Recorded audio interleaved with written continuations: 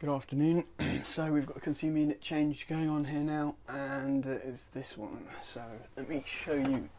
It's a bit of an awkward space, but basically we've got to change this and this solar PV consumer unit for a new 18th edition RCBO consumer unit with a surge protection device built in, and just tidy it all up because it's been done in a real kind of shoddy way. So I'm going to sort this out because there's big holes in it. I can isolate this solar PV first. I can isolate the DC side on the outside as well, and then turn everything off.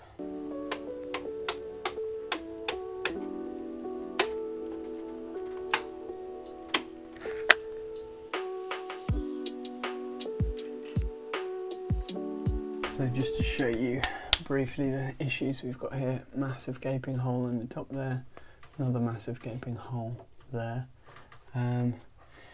Basically what we've got here is the incoming tails from the meter come in here, the 16mm, so we're going to try and replace those into this 100 amp Henley block. Then they come out and back into this consumer unit to feed this main switch, and then they go out to this consumer unit to feed the solar consumer unit.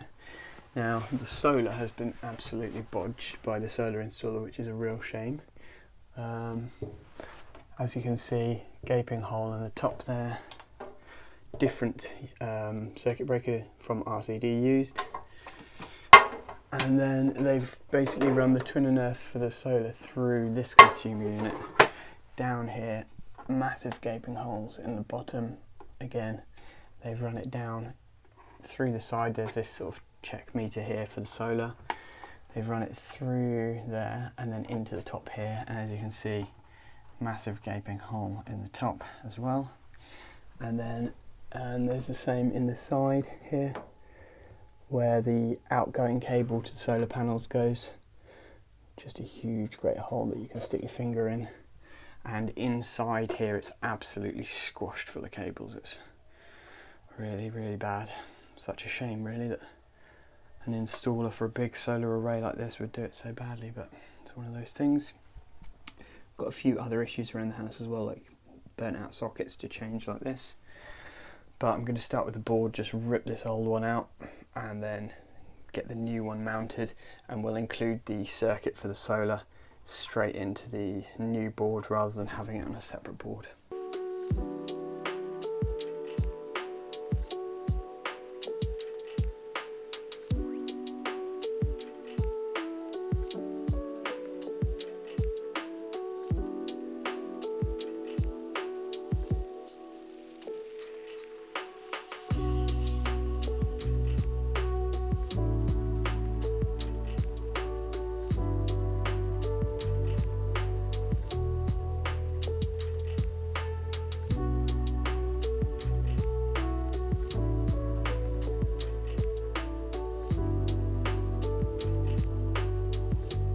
Right, so it's the end of the day, and yeah, not quite finished, but got a bit to do tomorrow. These tails I'm going to put in trunking tomorrow so that they'll look nice and neat. I'll get like a 55/50 trunking, just run that down and across there. This cable needs to be terminated into here and sort these out. Cable's clipped up there, capped and then plastered in, just with a bit of one hit. And then I've just got to go around the house and do a few other bits, but pleased with how it's gone. Fairly neat result. See you tomorrow. Hello, we paused this video broadcast for an important announcement. I'm not where you think I am.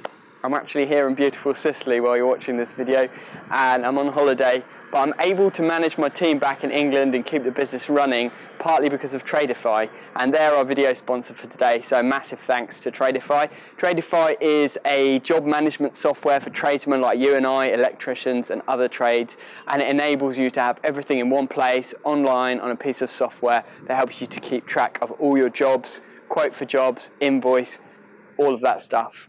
There's a link in the description where you can get a discount for 50% off for 3 months on TRADIFY, so head to that link in the description and head over to TRADIFY, and they've got a team of people waiting to take your call and talk you through and show you exactly how the software works. Let's get back to the video. Good morning everyone, so it's day 2, I'm back here and finishing off that consumer unit job. It went pretty well yesterday, but it was a long day. I had quite a bit of time pressure because the customer was on conference calls. You know, they're working from home like everyone is now, and they had basically a gap from 12:30 to 4:30 where I could do the consumer unit change, and I literally just managed to get the power back on for them at 4:30, ready for their next conference call. So I was a bit tight. I ended up making a massive mess, so it took me ages to clear up because, as you saw, I had to sort of chase out the wall, rip out all that capping and stuff like that, so it was quite a mess. So I did a big clear up yesterday. I got home quite late, but everything's kind of neat and tidy now, ready for me to start fresh this morning. And what I want to do first of all is just put that trunking in for the tails. So I'm going to do that, sort out that solar isolator and the meter for the solar, just tidy that up because it's all a bit of a mess. It's going to be a bit tricky to do that nicely, to be honest, because I've already got chunks cut out of it and stuff, but I'm just going to make the best of it. And then I've just got to go around the house and sort out a few other things. There's a few broken sockets and switch fuse connection units and bits and pieces that just need replacing. Light switch that's broken, pendant light that's broken, stuff like that. And then in the living room there are some metal wall lights that are not earthed, so I've got to look into that and see if I can fix that. And there were some low insulation readings on one of the lighting circuits as well that I've got to look into. So yeah, just a little bit of finishing off today. I'm hoping that it's not going to take me all day today and I can get done by about lunchtime, because I've got quite a few other emergency jobs that have come in that I need to deal with. So we'll let you know how it goes. I'll try and show you a bit of footage from this as always.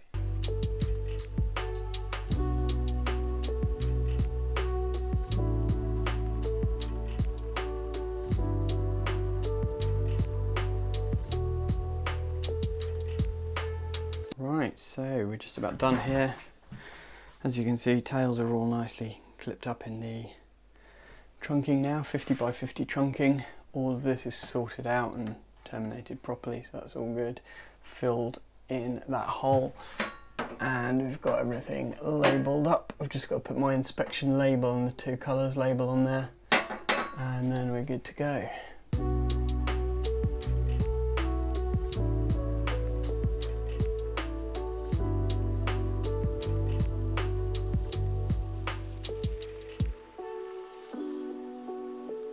Well, I've just finished. It's just started raining, so I just managed to jump into the van in the nick of time, but fairly happy with how that job went.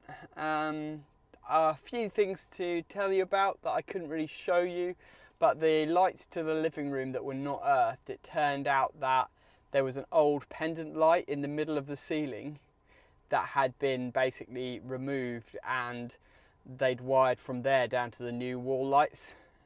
So you can guess what happened. It was just the earths hadn't been connected together properly. So I sorted out that junction box in the ceiling, and then that did the trick, and all the wall lights were earthed. So fortunately that was quite a simple fix, which was good. Low insulation resistance, I couldn't find the source of that in the end. There were just too many light fittings to go around and trace, but it was low, but it wasn't too low. It's like 3.8 meg ohms, so I'm not too worried about that. Switches and sockets I just replaced. That was fairly self-explanatory. Let me know in the comments as always what you think. If you enjoy my videos, hit a thumbs up. Don't forget to subscribe if you haven't done so already, and hit the notification bell so that you don't miss out on future videos. And check out the links in the description, because I always leave links to the products and tools that I use in my videos, and also some kind of great deals that you can get as my subscribers, get discounts off things and various things that might be of benefit to you, might be of interest to you. So check out those links below, and see you on the next one.